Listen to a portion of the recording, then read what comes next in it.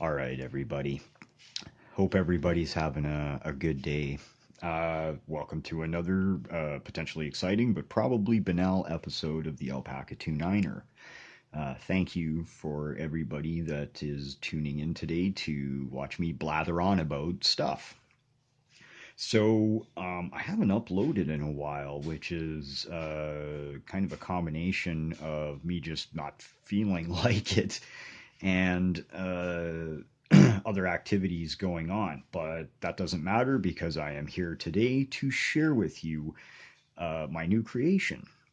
So I've been kind of looking at various vices for the purpose of lock sport, and I can't really afford one at the moment. I kind of got my heart set on a very particular one made by Proxon, and it's probably going to cost me $75, and I just don't have $75. However, I was out in the garage the other day with a friend there, and we had a bit of a smoky, and this is how it works sometimes with potheads: is that you give them a problem and some limited resources to solve that problem. Those mofo's will turn into engineers.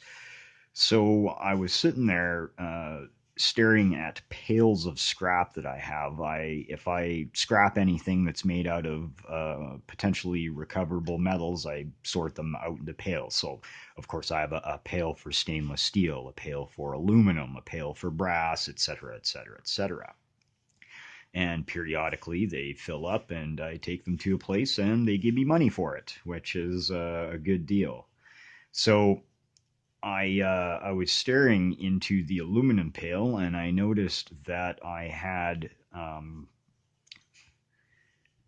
this part from a, actually it's kind of not sitting right, but this white frame here is actually a clamp mount for a patio umbrella, right? So, it would clamp onto the table, and this little, where the armature's sticking out, would actually be pointed at 90 degrees or whatever angle they, wanted. And there'd be the pole for an umbrella sticking in there. So I kind of looked at that and I said, well, that's kind of the basic bones of a vise right there. Really, all I need to do is add a jaw, because I mean, really, you only need one moving jaw in order to secure most locks. And that came in the form of this. This is a body from an American lock. I believe this is a Series 1100 lock. It could be a 1200. I'll never know now because it's covered up. It actually says it right there. In fact, that kind of looks like a 5 there, so it's probably an 1105. Anyways, I was able to attach that. And that works reasonably well, and I just used a short length of aluminum tubing here, and it sits via a set screw into a stainless steel lock body, and that's actually screwed down to the bench. Um, the kind of size and how everything is sitting is very deliberate, because I experimented with a couple different sizes of this post here, and I kind of settled on this particular one because it was the most comfortable to me.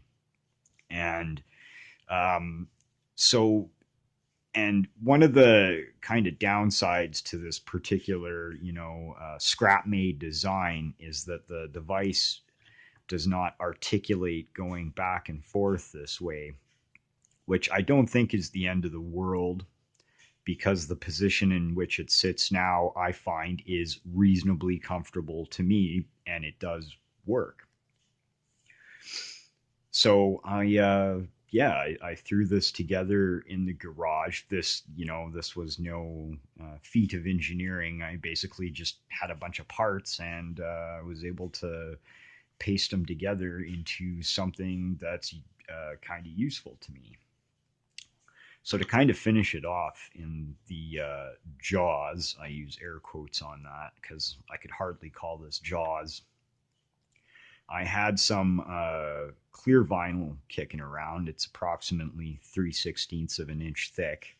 And I just cut a couple of pieces to fit and used contact cement to cement them to their various surfaces.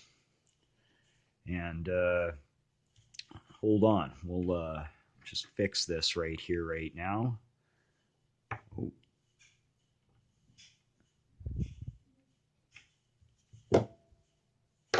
and we'll mount a lock right in it. Yeah, there we go. So that actually works out pretty well. Um, it's sturdy enough for picking. Now, at some point, I do still intend to buy a more professional vise. I still want that Proxon vise. But in the meantime, this will certainly do what I need it to do. And I'm still kind of, because I've never picked out of a vise before. I'm still finding it a little tricky because it's a bit of a different thing than picking locks in hand, and that's what I'm pretty much used to.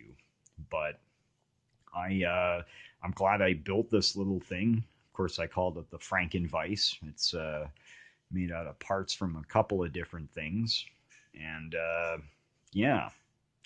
So that's my amazing thing to show you guys today. Hopefully, we'll pick it up again on Sunday and do another stock lock Sunday. I know I've missed a couple, but that's just life intervening. So, anyways, I'd like to thank everybody for tuning in today to watch this, wherever you're at. I hope things are going a okay for you, and we'll catch you again really soon.